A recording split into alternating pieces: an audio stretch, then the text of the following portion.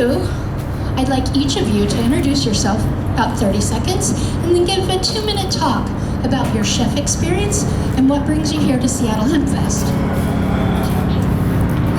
Morning, my name is Chef Jeremy Cooper.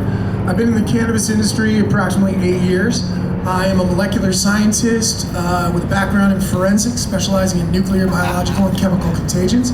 My understudy, I've spent the last 30 years or so working in the culinary industry. I graduated from the Western Reserve Culinary Academy at age 13. I graduated high school at age 15. My intent was actually to go into a program with NASA for advanced Earth economics and deep sea research.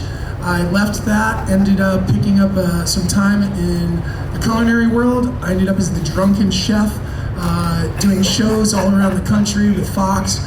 Came into this industry and basically fell in love with it. Fell in love with the people that have it. It's been amazing. So I launched the first cannabis food truck in the world, the Sandwich Truck, the Savory Accessible Marijuana Infused Culinary Happiness. And with Magical Butter, I launched Magical Butter Studios, as well as the Magical Butter's first ever catering program here in Seattle, Washington. Later become the first person to buy cannabis here in Washington, as well as travel the United States and the world on advanced terraforming programs for Mars, as well as culinary advancements relative to cannabis. So I know it's a mouthful, but I love food, I love cannabis, and I love the future that it has. That was wonderful.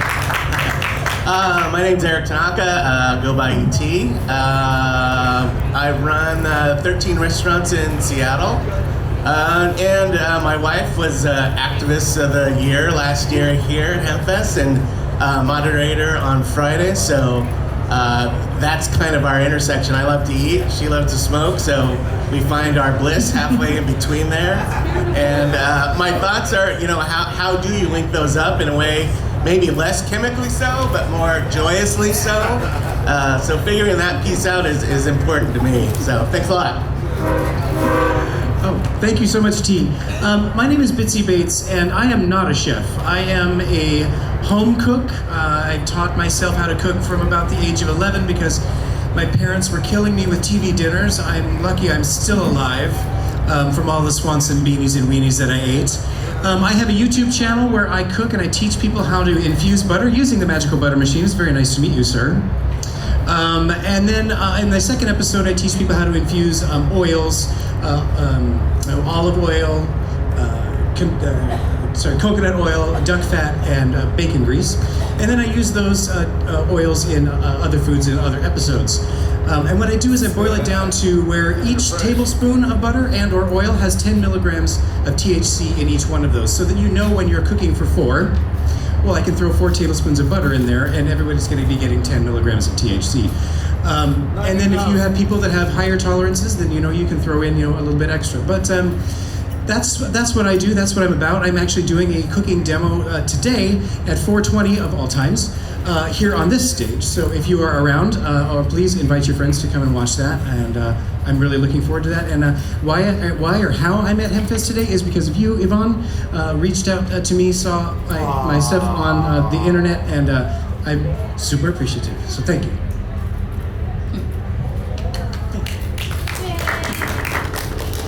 My name is Unika. I am the founder of Love and Kitchen. I've been cooking with cannabis here in the Seattle area for about 10 years or so. Back when we had medical dispensaries, I had a product line there, Jeremy.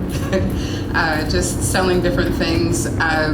Just became really passionate about helping people find different ways to infuse their medicines into their day-to-day life.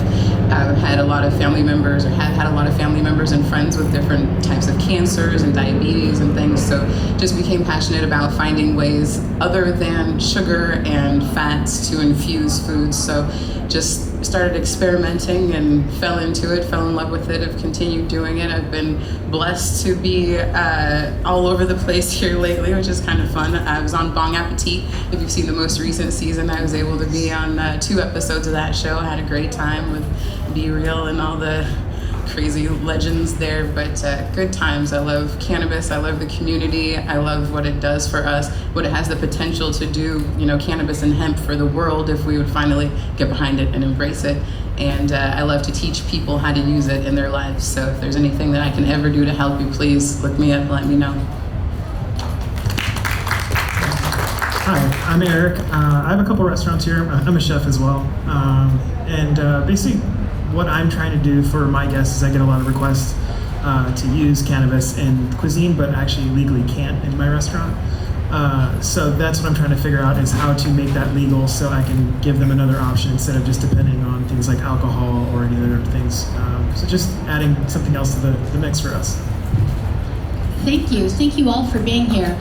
So Eric touched on that. Eric, green glasses, Eric. He touched on one of the things that I really like for all of you to talk about.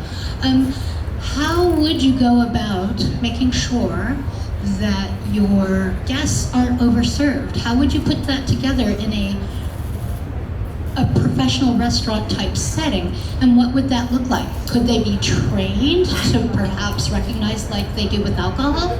We do a lot of fact finding on the front end. My restaurant, we sell tickets, so on the front side, we're asking them a plethora of questions, so we can kind of dial it in. I've done, private dinners off the side and kind of contacted people and been like, hey, what's your, how much do you use? Is this a first time type thing? Where do you kind of fill them with the vibe? And usually they can give me that information, so that way we can help dial in the experience for them. Just like anybody else that has any dietary restriction, allergy, or aversion. I can't eat mushrooms, I can't do this, I can't do this. From there, it's just more of an intimate conversation than as a professional. It's us to kind of make that experience happen for them. Well, from my experience, I have hosted multiple cannabis dinners around the city of Seattle for years, and I came to become most comfortable with understanding that, as we say, the average person's tolerance is 10 milligrams, providing starters and appetizers that are in the 2 to 5 milligram range, and then providing other things on the table that go along with the meal that people can add. For example, infused gravy and a non-infused gravy option. So if you've had enough with your starter, then you have the non-infused gravy option. If you haven't had enough yet, then you have the infused gravy option, and people can continue to increase their dosage from there. That's what I found works best for me and the people that attend my dinners. Nice. Since I don't own a restaurant, I'm not a chef. I just kind of teach people how to boil it down in fats to where it's 10 milligrams per tablespoon, so that they can then figure out for themselves how much they like to eat, how much they can, and so that's kind of my approach to it. I want people to be introduced to this, to be able to consume and learn how to consume properly and safely, and have a damn good time. I guess I would. Just lately, I think where we've been, it's interesting. I think with the prescriptive drugs, knowing where people at before they get to our restaurant is tough. So you can have that 10 milligram piece, but if they've had 8 before they came, it's hard to know where people are at when they enter your establishment. So I think, like Eric said, it is front loaded. You really have to be educated and try and get to those signs of where people are. Because I think, as Bitsy says, you're trying to introduce a lot of people in different ways to this. And if their first or second or early experiences aren't that great, they might not stick with it. I think, when you look at it, there are a lot of important pieces to this besides joy. I think at Schedule 1, it's kind of stopped, a lot of the research, and I think there are a lot of medical pieces that are important to enjoy. Because I actually have gout issues, gout-like issues, or gout, period. And I've really stopped drinking, and to me, I find a better place with marijuana in my life. So finding that place, but I think responsibly so, it's always going to be person to person. It's kind of it's a big question. I cater for up to 1,000 people. And I do dinners every other week for 10 to 15. So depending on how I'm doing the meal, it depends on how I create it. Now I have a very nice cabinet where I have micro and robed powdered cannabis. I do high density extractions and infusions, and not only microdosing, but as specific profile based items, so that I can manipulate the individual's moods during the meal. I do a lot of taste tripping with people and utilizing other botanicals to bring out the essence of the meal as well as the essence of the cannabis itself. And I tend to blank them at the end of my meal. So what that means is basically we add in things like calphalin, we add in things that'll CBD and other